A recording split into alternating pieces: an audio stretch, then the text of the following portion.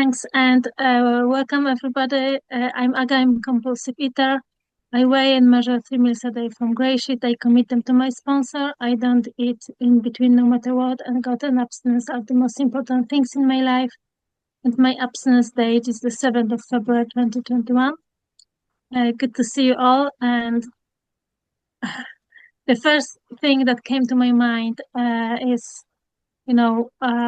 I've heard many stories, many of your stories, so often, and that you were born compulsive eaters, and which means to me that addiction comes with the genes.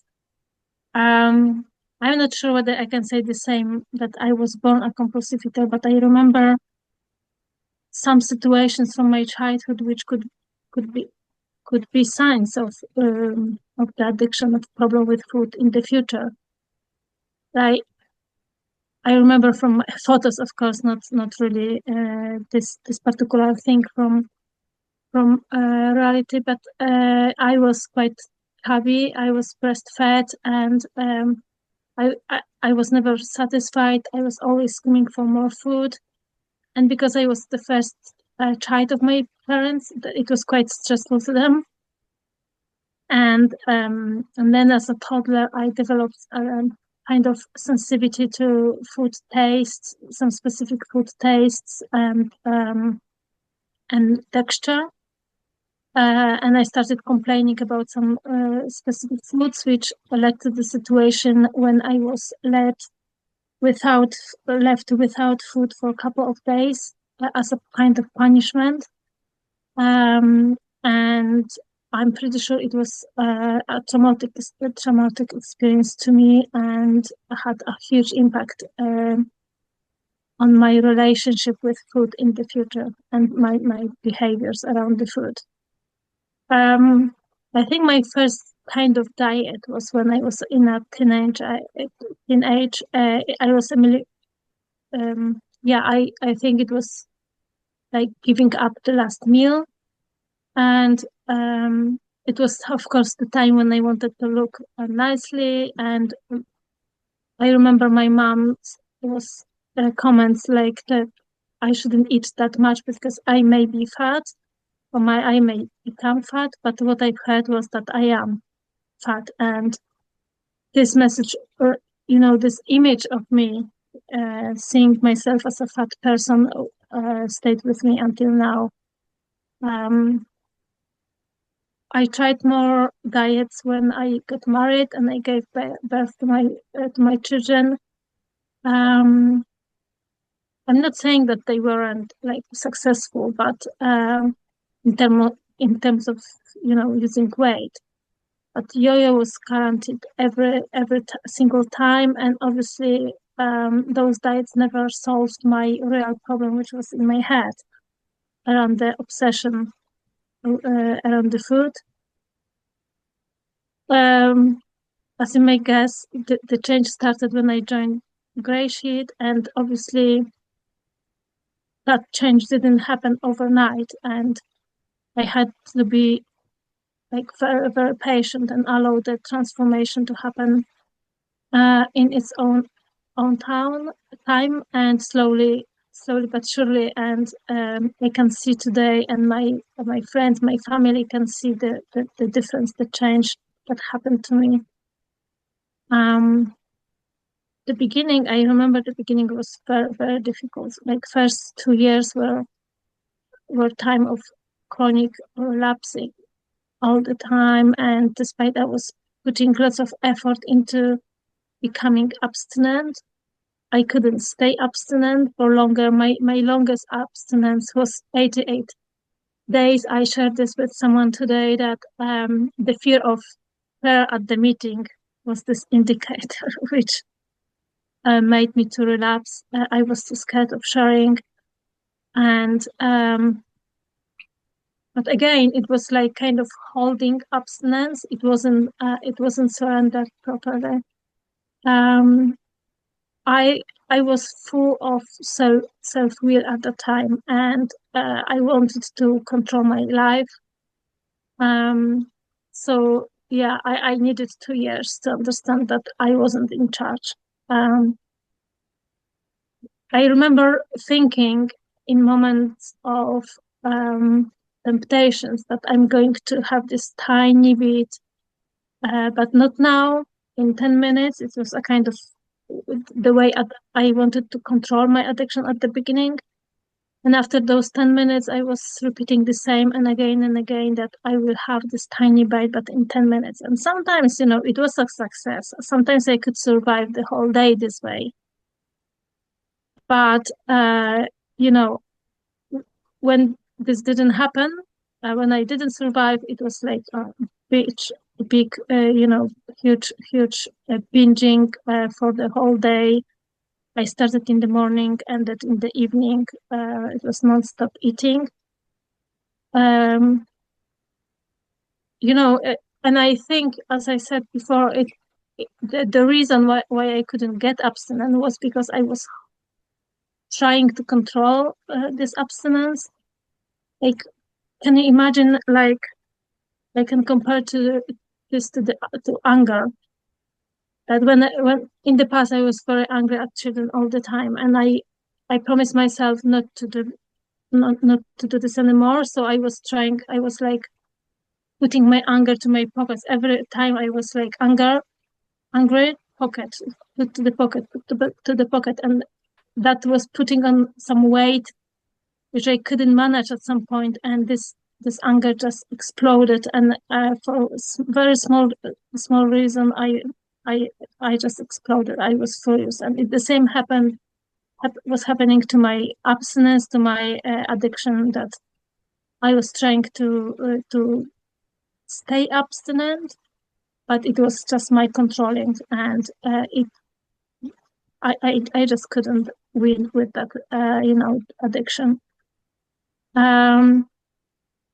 And that everything finished when I started surrendering things to God, and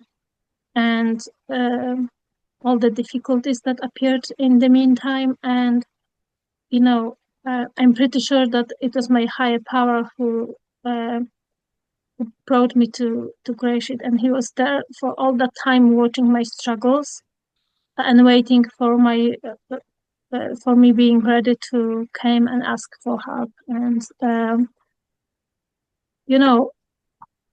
I think one of my enemies in abstinence was fear of not being able to eat things which used to bring pleasure in the past, and fear of what other people think or say about me, fear of losing friends who don't understand my way of life, fear of not having support from my family and friends, and fear of remaining abstinent for the rest of my life.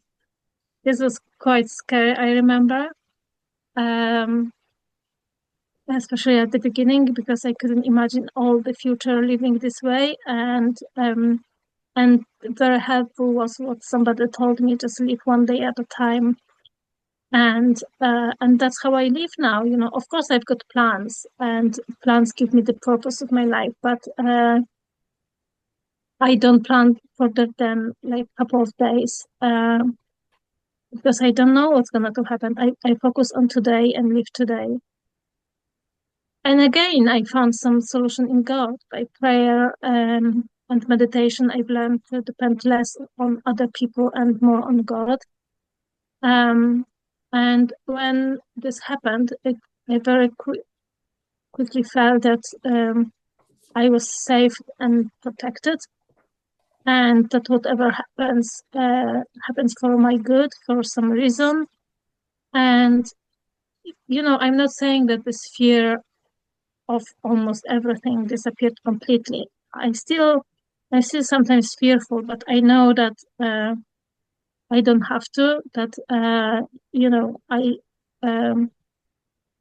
I think it's a kind of progress which is not always perfect, but like baby steps sometimes. And when I came to GreySheet, I thought my only problem was my weight, but as you guess, I was really wrong, and obesity was just side effect of my misery in my head and a huge suffering because of my compulsive. Thank you. Thanks, Anna. Of my compulsive eating. And in the meantime, for a long time, I didn't really know what I suffer from. But in the meantime, I was doing some courses for my workplace, and I've learned that there is anorexia, bulimia, but there's also binge eating as an eating disorder, and this was what I developed throughout my life. And so I ate when I was angry to punish myself, when I was happy to reward myself, when I was sad to numb myself, and all those emotions were just pumped in my home when I was a child, and I had to learn from the beginning after I came to GreySheet and I was working the steps in my other fellowship. I've learned that all feelings and emotions are needed, are necessary for healthy, and happy life, and they are my allies, not enemies. And my abstinent day is very simple, despite it's not always easy. The first thing I do after I wake up is a prayer. Then obviously my breakfast was different order. My breakfast, and then a couple of hours of work and my dinner. Like usually after work, shopping, cooking, and of course I've got time for my hobby in the meantime, which is drawing, crocheting, reading, walking, taking photos. And I can sit sometimes late night until I'm really tired, and I don't feel guilty because of loving my life and loving myself. And self-love is another thing I've learned in my abstinence, and I can now recognize the difference between selfishness and self-love, and this is really beautiful that I don't have to feel guilty when I love myself. I think the most challenging thing in my recovery was honesty. I used to think that I know everything best, that I don't need my sponsor's opinion when I make decisions. I don't need bring to the light my mistakes, which only I could see in my kitchen. So but I was wrong, obviously. I've heard many times that if I'm honest in small things, I can be honest in big things, and I only when I'm honest, I can be reliable to other people, and simply there's no excuse. And that's why I remind my sponsors that honesty is the most important thing in recovery, because it makes me free from myself. And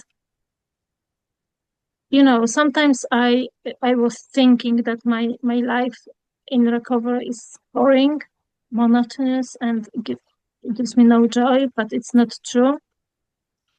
I know that those negative thoughts are coming from my addiction.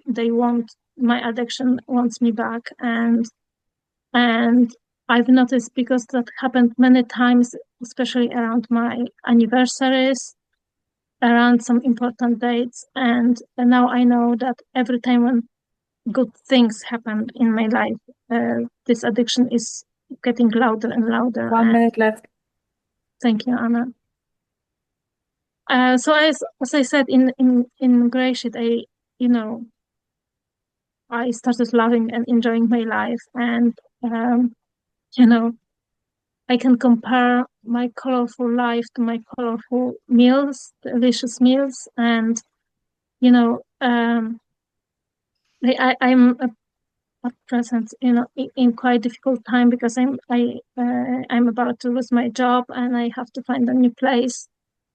And I was thinking about this as a problem, but now I know it's an opportunity to develop, to grow, to become stronger, and again I surrendered that situation to God, and I know that there is something wonderful waiting for me. Thank you, Anna. Just one more thing is that I really, if you don't have another fellowship and you never walk the steps, I really recommend walking the steps, because it's like,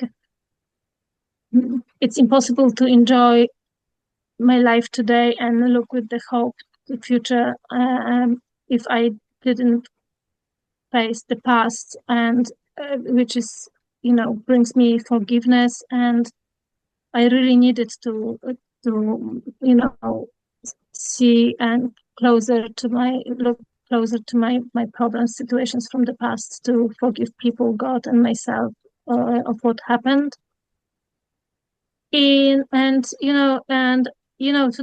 no matter what circumstances are, I see that my abstinence, everything what happens to me is a gift, and my abstinence is priceless, and I can't keep it for myself, and I want to share what I received, and that's why I'm a sponsor. I'm in touch with other fellows, and that's how it works. And being of service supports and strengthens my abstinence. And thank you very much for everybody who is a part of my journey. Thanks.